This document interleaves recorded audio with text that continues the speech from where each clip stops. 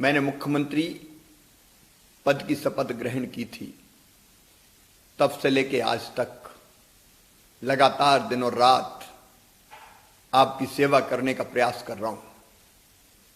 आप मेरी आस्था है, आप मेरे विश्वास है, आपकी सेवा करना मेरे जीवन का लक्ष्य है। मैं बहुत पहले से कहता रहा हूं, मध्य प्रदेश मेरा मंदिर है, उसमें रहने वाली जनता ही मेरी भगवान है और इस जनता का पुजारी शिवराज सिंह चौहान है। एक पुजारी के भाव से कैसे और बेहतर सेवा करूं, लगातार मेरी ये कोशिश रही है। मैं जब आया, प्रदेश कोरोना महामारी के संकट से जूझ रहा था। मेरे आने के बहुत पहले जनवरी में, फरवरी में यह महामारी मध्य प्रदेश में घर कर गई थी। महामारी तो आ गई थी, लेकिन व्यवस्थाएं कोई बनी नहीं थी, सिस्टम कोई था नहीं, यहां तक कि टेस्ट होते ही नहीं थे, सैंपल लेने की व्यवस्था ही नहीं थी। और तब से लेके आज तक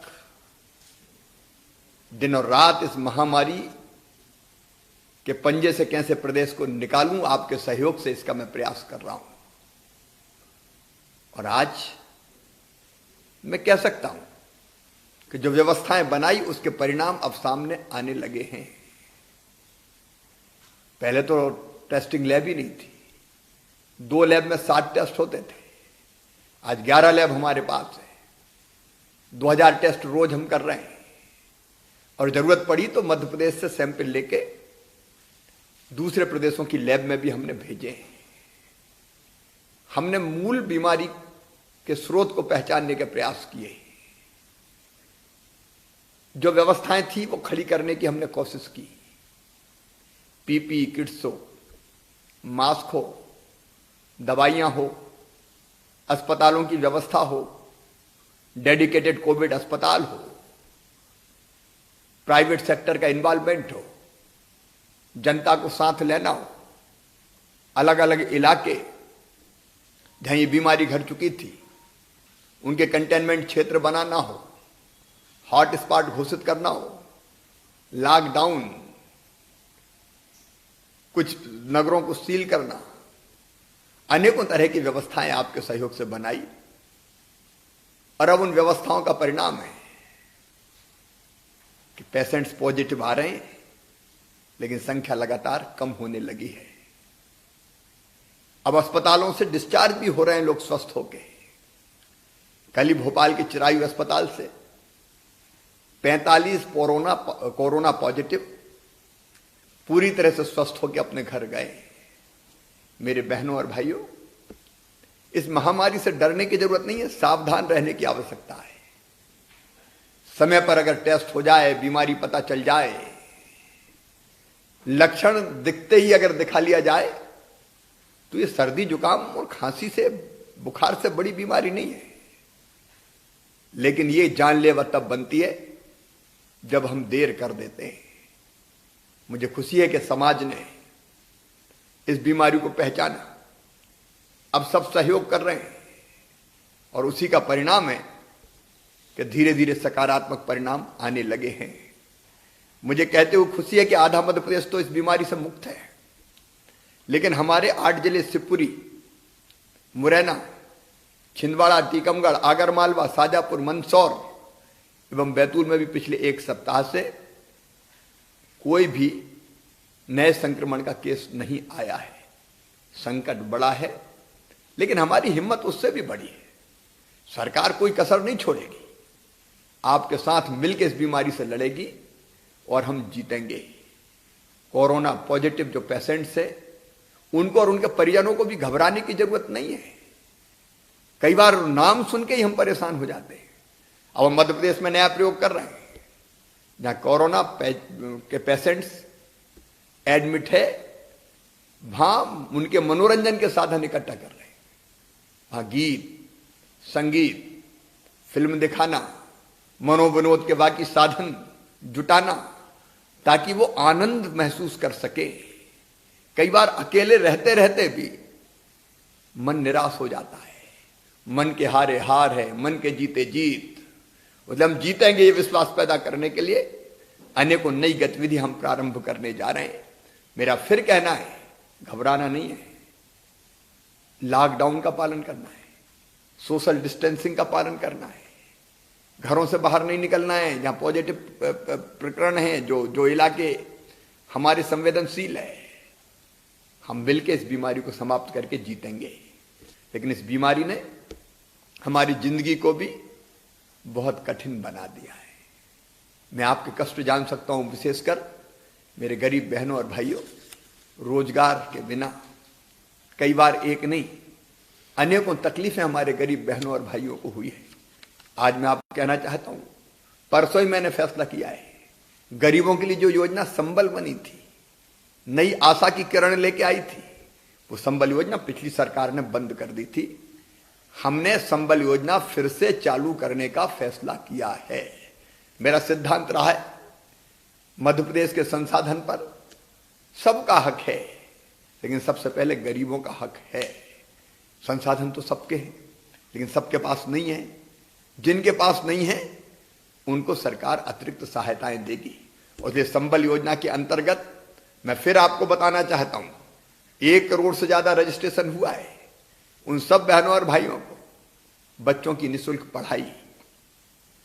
बेटा बेटी को अगर बहन जन्म दे तो जन्म देने के पहले 4,000, जन्म देने के बाद 12,000 रुपया दिए जाएंगे। अगर बच्चे पढ़ते महाविद्यालय में, उनको निःशुल्क शिक्षा की व्यवस्था की जाएगी। बिजली के बिलों की हमने जो एक अलग व्यवस्था की थी, वो व्यवस्था चालू रखी जाएगी। एक्सीडेंट में अगर मृत्यु हो गई तो 4 लाख रुपया, सामान्य मृत्यु पर 2 लाख रुपया, अंतिम संस्कार के लिए 5,000 रुपया। एक नहीं अनेकों सुविधाएं संबल योजना के अंतर्गत गरीब बहनों और भाइयों को देने का हमने फैसला किया है। इससे गरीबों को नवजीवन मिलेगा, नई जिंदगी मिलेगी। और ये कोई एहसान नहीं है, आपका हक है, आपका अधिकार है, जो इस सरकार ने फिर से देने का फैसला किया है। मेरे बहनों और भाइयों, हमने पर्याप्त मात्रा में राशन, ताकि भोजन की कोई दिक्कत और कोई कमी ना रहे, इसलिए पहले ही 3 महीने का इकट्ठा राशन हमने दे दिया था। 3 महीने का इकट्ठा राशन पहले दे दिया, लेकिन उसके बाद केवल 3 महीने से काम नहीं चलेगा। इस अप्रैल महीने के अंत में और मई महीने के पहले सप्ताह में प्रति व्यक्ति 5 किलो अनाज, जिसमें गेहूं और चावल दोनों सम्मिलित रहेगा। लेकिन चावल और गेहूं खाएंगे काय के साथ? दाल भी चाहिए, इसलिए 1 किलो दाल, ये और हमने 2 महीने का देने का फैसला किया है। लेकिन कई गरीब मेरे भाई और बहन ऐसे थे जिनके राशन कार्ड में नाम नहीं थे, वो परेशान थे। इसलिए 25 प्रकार की श्रेणियां और छांटकर उनको भी राशन उपलब्ध कराने का हमने फैसला किया है। राशन की चिंता मत करना, जितनी जरूरत होगी उतना देंगे। राम की चिड़ैया राम कोई खेत, खावरी चिड़ैया भर भर पेट। कोई इस संकट के समय भूखा ना रहे, इसलिए अतिरिक्त खाद्यान्न का आवंटन भी आवश्यकता के अनुसार जिलों को उपलब्ध कराने का फैसला किया गया है। मेरे बहनों और भाइयों, मेरे सभी वो भाई और बहन जो दिव्यांग हैं, जो बुजुर्ग हैं, सामाजिक सुरक्षा पेंशन के अंतर्गत आते हैं, उनको सामाजिक सुरक्षा पेंशन, विधवा पेंशन, वृद्धावस्था पेंशन, निराश्रित पेंशन के रूप में 46 लाख हितग्राहियों के खाते में 2 माह के पेंशन की राशि 562 करोड़ रुपया हमने खाते में डाल दी है। ये पैसा निकाल के आप अपने जीवन की गाड़ी को आगे बढ़ा सकते हैं। हमारे वो मजदूर भाई बहन जो कंस्ट्रक्शन वर्कर से निर्माण मजदूर, जिनका पंजीकरण हुआ है, 8,25,000 से ज्यादा है, वो ऐसे सभी 8,25,000 निर्माण श्रमिकों के खाते में हमने 1,000 रुपए की सहायता राशि उनके खाते में डाल दी है। वो खत्म हो जाएगी तो 1,000 रुपए की राशि फिर उनके खाते में डालने का काम कर दिया जाएगा। मध्य प्रदेश में लॉकडाउन के कारण अन्य राज्यों के फंसे मजदूरों को भी 1,000 रुपए हमने देने का फैसला किया है। और मुख्यमंत्री प्रवासी मजदूर सहायता योजना के अंतर्गत मेरे जो मजदूर भाई बहन मध्य प्रदेश के बाहर अलग अलग प्रदेशों में फंसे हैं, वो कितने कष्ट सहन कर रहे हैं, इसका मैं अंदाज लगा सकता हूं। इसलिए हमने तय किया है उन सबके खाते में 1,000 रुपया प्रति मजदूर डाला जाएगा। ऐसे मजदूर भाई और बहन के हमें फोन नंबर चाहिए, अकाउंट नंबर चाहिए।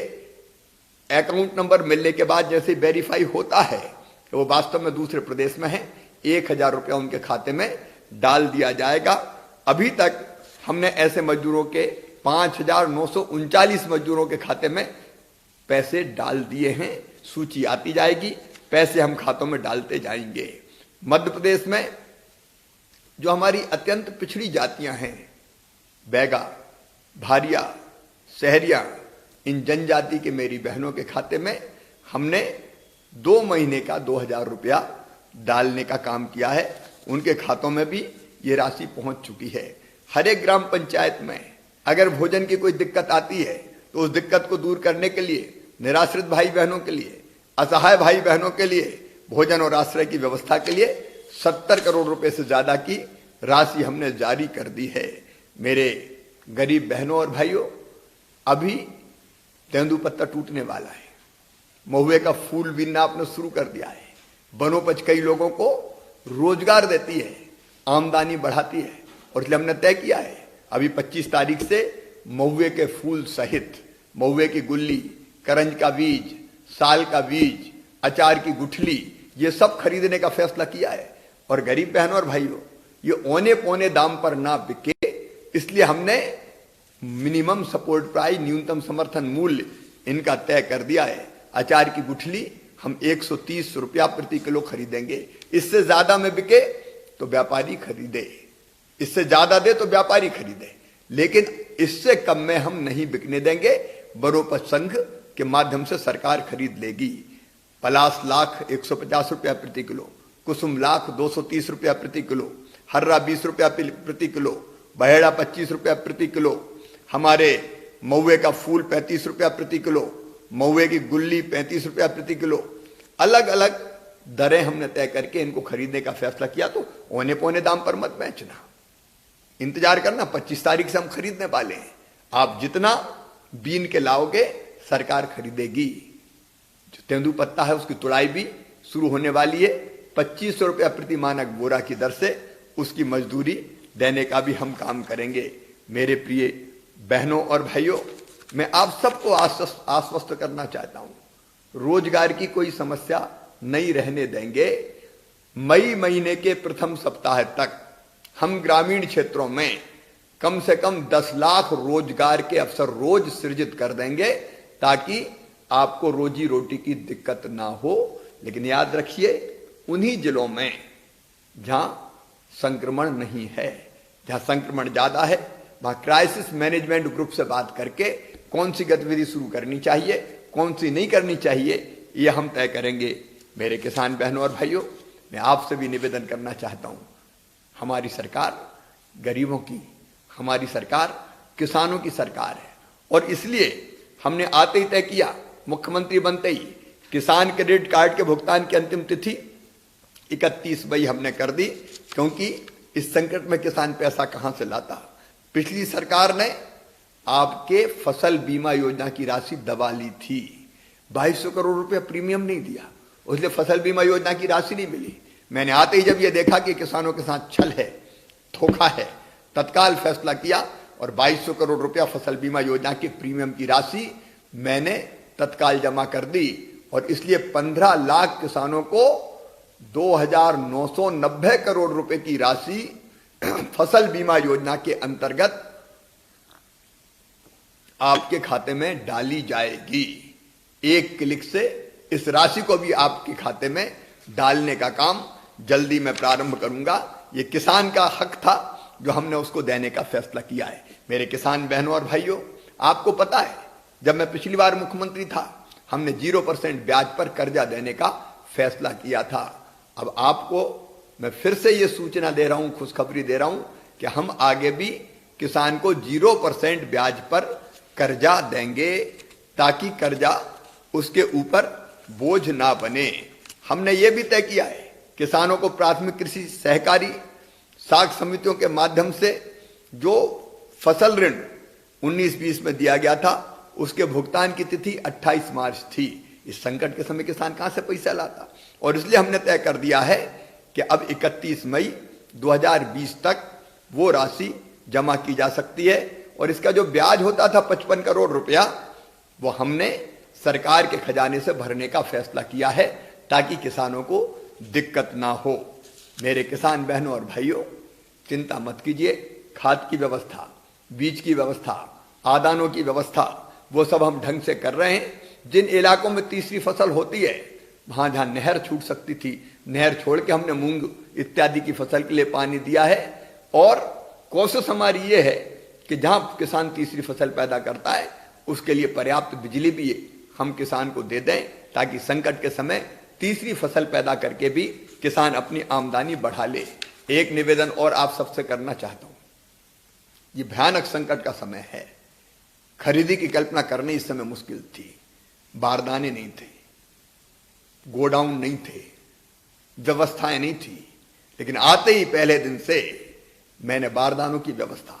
आपको पता है कि पश्चिम बंगाल में जूट के कारखाने बंद हो गए, तो हमको जूट के बारदाने नहीं मिल रहे थे, तो हमने प्लास्टिक के बारदाने यहां बनवाने का काम युद्ध स्तर पर प्रारंभ किया है। पूरी व्यवस्था हमने बनाई। देखो, हम्माल भाग गए, मजदूर नहीं है, बिहार से और दूसरी जगह से आते थे जो हम्माली का काम और ढोने का काम करते थे, लेकिन हमने इन सारी व्यवस्थाओं को स्थानीय लोगों से पूरा करवाने का फैसला किया। और ये फैसला किया कि कितनी भी कठिन परिस्थितियां हो, हम अन्नदाता के अन्न को खरीदेंगे, उपार्जित करेंगे। इसलिए हम गेहूं खरीद रहे हैं, हम चना खरीद रहे हैं, हम मसूर खरीद रहे हैं, सरसों की खरीदी हम जल्दी शुरू करने वाले हैं ताकि किसान को उसके पसीने का पूरा मूल्य मिल जाए। और मुझे कहते हो खुशी है कि खरीदी अब पूरी ताकत से शुरू हो गई है। रोज किसान, हजारों किसान आ रहे हैं और अपनी उपज बेच रहे हैं। जल्दी उनके खाते में पैसा डलना शुरू हो जाएगा। हमने बैंकों को, जिन किसानों से पहले खरीद कर ली है, बैंकों को पैसा दे दिया है। जल्दी बैंकों के पास से वो पैसा आपके खाते में आना शुरू हो जाएगा। मेरी प्रार्थना एक ही है, धैर्य रखना।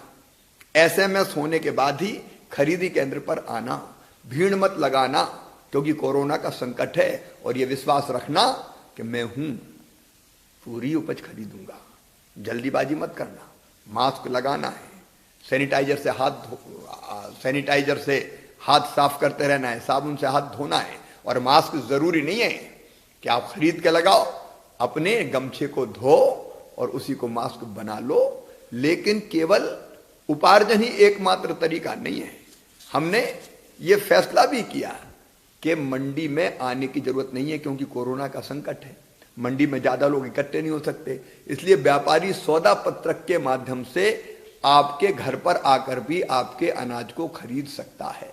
और मुझे कहती हूँ खुशी है, कई व्यापारियों और किसानों ने आपसी सहमति से ऐसे सौदे किए हैं। मुझे एक शिकायत आज मिली और वो शिकायत ये थी कि हम्माली का पैसा कुछ जगह किसानों से वसूला जा रहा है। मैंने आज साफ निर्देश दिए कि व्यापारी और किसान जिस भाव पर सौदा करेंगे वो पूरा पैसा व्यापारी को, किसान को देना पड़ेगा, उसमें से हम्माली वो नहीं काटेगा। ये मैंने निर्देशित किया है। मेरे किसान बहनों और भाइयों, आप चाहें तो अलग प्राइवेट मंडियों में भी अगर कोई मंडी बना के, दुकान बना के प्राइवेट खरीद करना चाहता है तो प्राइवेट खरीद केंद्रों से पर भी आप अपने अनाज को ठीक मूल्य मिलने पर बेच सकते हो। समर्थन मूल्य पे हम खरीद ही रहे हैं, तो वो सुरक्षा कवच हमारे पास है ही, उसकी चिंता करने की जरूरत नहीं है। हमने खरीद केंद्र पर्याप्त मात्रा में बढ़ाए, 4700 से ज्यादा खरीद केंद्र है। और इसलिए उपज की चिंता आप मत करना, मैं किसानों की चिंता करूंगा। किसान बहनों और भाइयों, संकट का समय है, धैर्य का परिचय देना, मिलके हम सब इस संकट से निकलेंगे। मेरे प्यारे बच्चों, मैं तुमसे बहुत लाड करता हूं, बहुत प्यार करता हूं। मेरे कई बच्चे बाहर फंसे थे, कोटा में भी फंसे हुए थे। आज ही, कल और आज में 2700 से ज्यादा ऐसे बच्चे बस भेजकर वापस बुला लिए गए हैं। अब वो अपने घरों पर जा रहे हैं। हमारे ऐसे बच्चे, देखो, इस संकट में सावधानी रखने की जरूरत है और सावधानी रखते हुए हमने उनको घर पहुंचाया है। पुट्टपर्ती में भी जो लोग फंसे थे उनको भी वापस लाने की व्यवस्था कर रहे हैं। मजदूर जो जहां हैं उनकी बेहतर व्यवस्था करने का हम प्रयास कर रहे हैं। लेकिन बच्चों की पढ़ाई इस समय बाधित ना हो, क्योंकि स्कूल कॉलेज तो खुल नहीं सकते।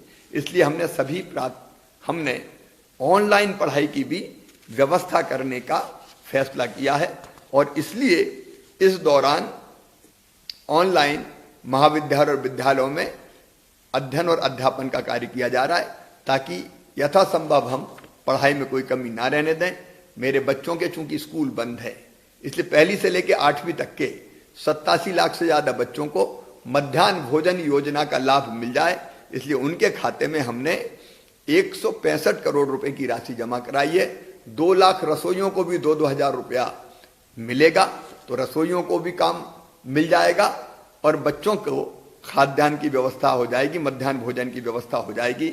मेरे भांजे भांजियों, छात्रवृत्ति स्कॉलरशिप दी नहीं गई थी।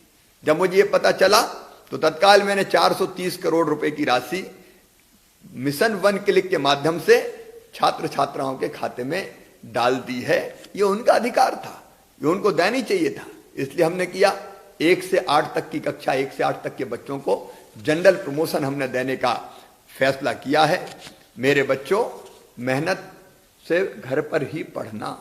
ये संकट आया है, मम्मी पापा तुम्हारे साथ है, लेकिन मामा भी तुम्हारे साथ है। तुम्हारा भविष्य बेहतर बने, कई योजनाएं मेरी बंद कर दी गई थी, जिसमें मेधावी विद्यार्थी प्रोत्साहन योजना जैसी योजना का भी लाभ बहुत कम दिया था। मैं उन सब की समीक्षा कर रहा हूं और जल्दी ही उन योजनाओं को मैं फिर से प्रारंभ करूंगा। अपने बच्चों को कोई दिक्कत नहीं आने दूंगा। हमने ये भी तय किया है कि बच्चों को जो यूनिफॉर्म हम देते हैं स्कूल में, अब पैसा खाते में नहीं डालेंगे, बल्कि अपनी बहनों से, क्योंकि उनको भी तो रोजगार चाहिए। हमारी सेल्फ हेल्प ग्रुप की बहनें उन यूनिफॉर्म को बनाने का काम करेगी। इससे बच्चों को यूनिफॉर्म मिलेगी और बहनों को रोजगार मिलेगा। मेरी प्रिय बहनों, संकट के समय आप एक काम बहुत अच्छे ढंग से कर सकती है। अभी ग्रामीण क्षेत्रों में हमारी कई बहनें कर रही है। हमारी हजारों बहनों ने 59 लाख से ज्यादा फेस मास्क बनाए हैं और पूरे प्रदेश के नागरिकों द्वारा वो उपयोग किए जा रहे हैं। अभी मास्क की बहुत आवश्यकता है, फेस कवर चाहिए, और इसलिए उस आवश्यकता को देखते हुए हमने ये तय किया है कि इन मास्क के निर्माण का काम हम व्यापक पैमाने पर माताओं और बहनों से करवाएं।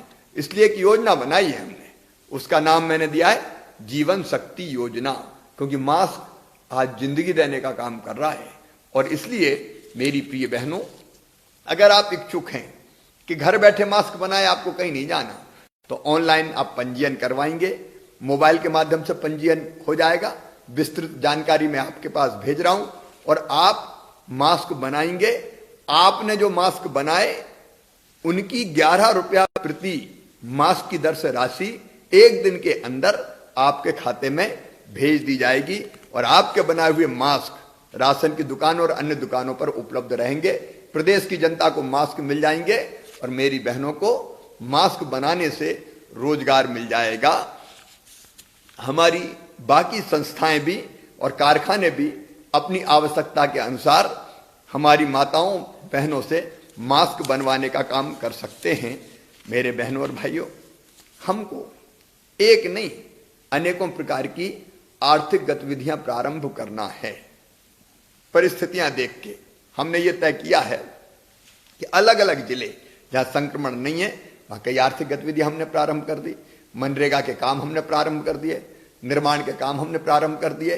तेजी से कई तरह के काम हम और प्रारंभ करेंगे ताकि लोगों को रोजी रोटी मिल सके। जो कारखाने थे कुछ जगह छोड़कर, जहां संक्रमण बहुत ज्यादा है, उनको छोड़ के कारखानों में भी काम शुरू करने की अनुमति दी है। हमने ये भी तय कर दिया है कि 8 घंटे के स्थान पर चाहे तो 12 घंटे भी मजदूर काम कर सकते हैं, बशर्ते उसी रेशों में उनको मजदूरी अधिक दी जाए। सप्ताह में 6 दिन भी काम कर सकते हैं, इसकी अवधि, इसकी अनुमति भी हमने दी है। ओवर टाइम की पात्रता उन मजदूरों को होगी और इसलिए कारखाने भी हमारे काम शुरू कर सके जहां संक्रमण नहीं है, इस बात का हम प्रयास कर रहे हैं। अनेकों प्रकार की ऐसी गतिविधियां अभी हम शुरू कर रहे हैं ताकि लोगों को रोजगार मिल सके। मैं एक बात और कहना चाहता हूं, कोरोना से लड़ने के लिए रोग प्रतिरोधक क्षमता हमको बढ़ानी पड़ेगी। आयुर्वेदिक, होम्योपैथिक, अनेकों प्रकार की बहुत कारगर दवाइयां हैं।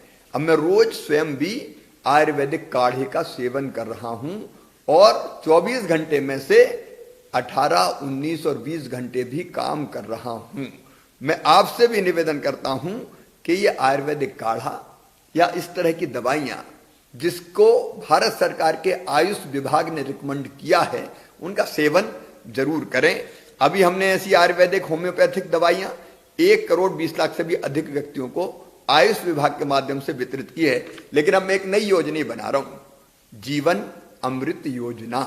इस योजना के अंतर्गत हमने तय किया है कि यह आयुर्वेदिक काढ़ा जो हम पी रहे हैं, जिसको आयुष विभाग ने रिकमेंड किया है, ग्राम पंचायतों और नगरीय निकायों के माध्यम से घर घर बांटा जाएगा।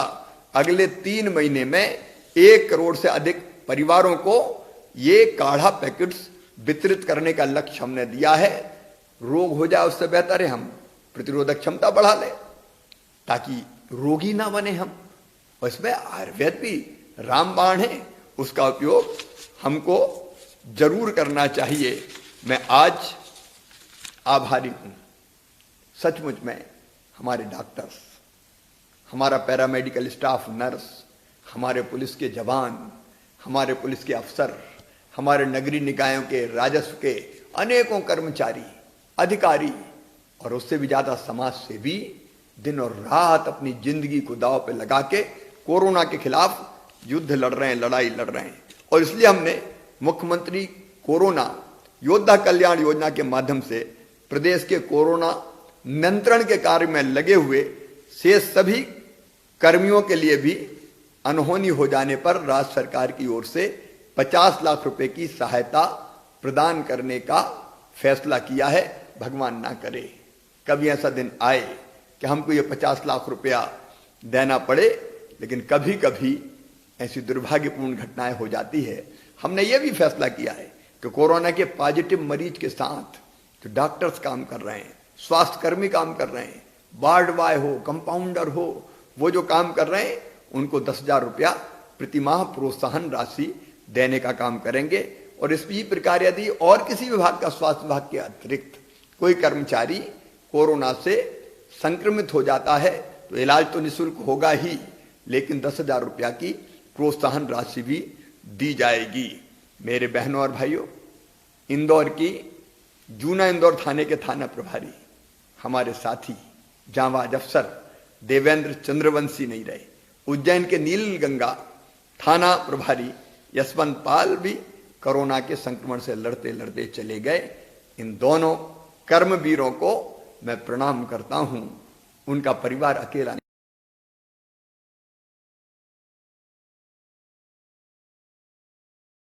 सरकारी नौकरी देने का फैसला किया, 50 लाख रुपए की सम्मान निधि देने का फैसला किया, एक्स्ट्रा ऑर्डिनरी पेंशन मतलब उनके सर्विस काल तक पूरी वेतन उन परिवारों को देंगे और उनको कर्मवीर पदक से सम्मानित किया जाएगा।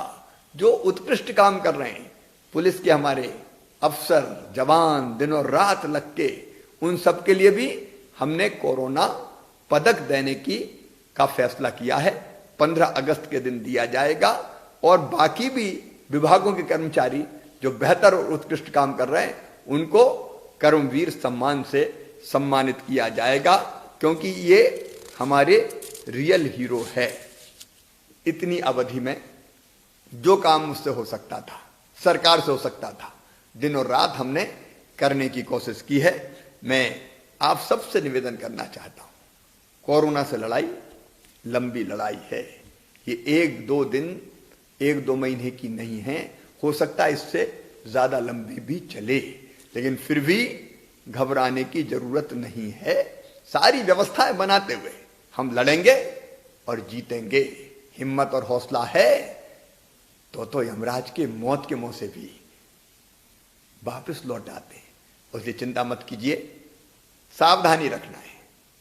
जितनी चीजें पहले बताई गई है माननीय प्रधानमंत्री जी, और उनके नेतृत्व में भारत के प्रधानमंत्री ऐसे योद्धा हैं कि सारी दुनिया कह रही है कि कोरोना से लड़ाई में सबसे सार्थक प्रयास अगर किए हैं, नेतृत्व अगर दिया है, तो हमारे प्रिय प्रधानमंत्री श्रीमान नरेंद्र मोदी जी ने दिया है। मैं उनका अभिनंदन करता हूं और उन्होंने जो चीजें तय की है, सरकार ने जो चीजें तय की है, उसका हम पूरा पालन करेंगे।